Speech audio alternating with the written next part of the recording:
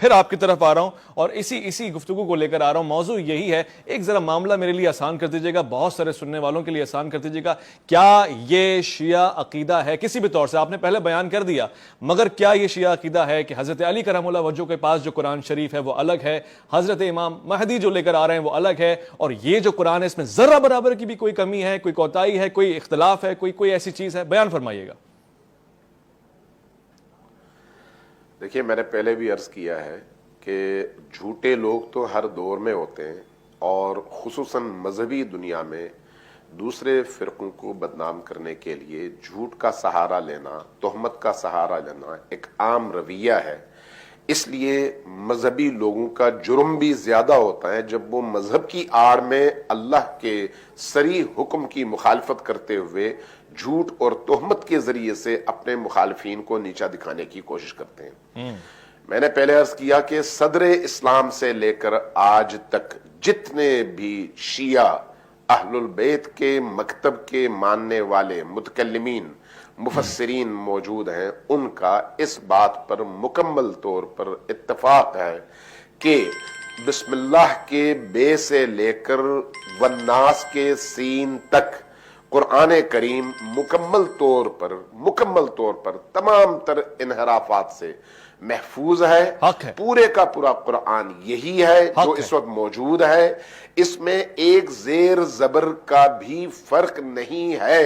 اگر فرق کا کوئی شخص قائل ہو جائے تو اس کا مطلب یہ ہے کہ اس نے اللہ تبارک و تعالیٰ کے اس جملے, اس آیت پر اپنے ایمان کا اظہار نہیں کیا جو آیت ہم سے کہتی ہے کہ اللہ نے فرمایا کہ اِنَّا نَحْنُ نَزَّلْنَا الذِّكْرَ وَإِنَّا لَهُ لَحَافِظُونَ. اس لیے پہلی بات تو یہ ہے کہ اس بات کو ایک مسلمہ عقیدے کے طور پر سمجھا جائے. ہاں, تحریف قرآن کے حوالے سے مختلف لوگوں نے بعض جگہوں میں بعض اپنے اختلافی آراء کا اظہار کیا ہے, اور ایسے لوگ مختلف مکاتب فکر میں موجود ہیں. ہم نے خود تحریف قرآن کے حوالے سے کتاب چھاپی جس میں مختلف مسالک کے ان علماء کے اقوال کی نشاندہی کی جنہوں نے قرآن کریم میں کمی یا زیادتی کے حوالے سے کسی رائے کو ذکر کیا ہے.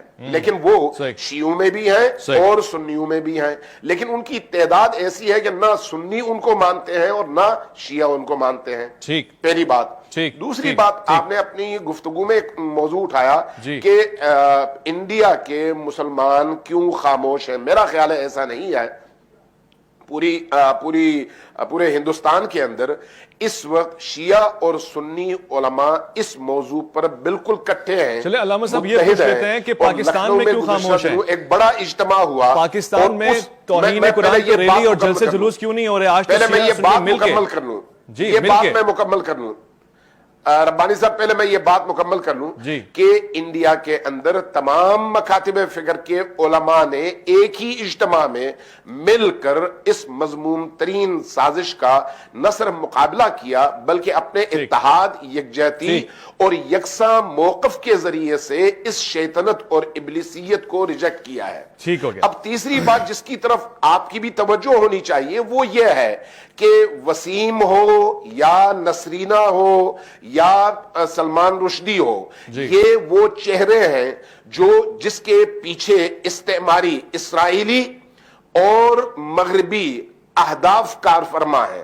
اس لیے اصل میں مجرم وہ لوگ ہیں جو ان کو پیسے دے کر اسلام کو ایک بدنما چہرے کے طور پر پیش کرنے کے لیے استعمال کرتے ہیں. آج اسلام کے چہرے کو مسخ کرنے کے لیے اسلام سے دہشت گردی کو جوڑا جاتا ہے, اور اس شخص نے بھی اس اپنی رٹ میں جس چیز کو جواز بنایا وہ عنوان ہے جس کے تحت دہشت گردی کو عام کیا جا رہا ہے. یہ جو جہاد کا تصور ہے, آپ مغربی اس تناظر میں دیکھیں کہ جب ان کی ضرورت تھی تو یہی جہاد سب سے بڑی ضرورت تھی, اور اس کے لیے انہوں نے فنڈنگ کی.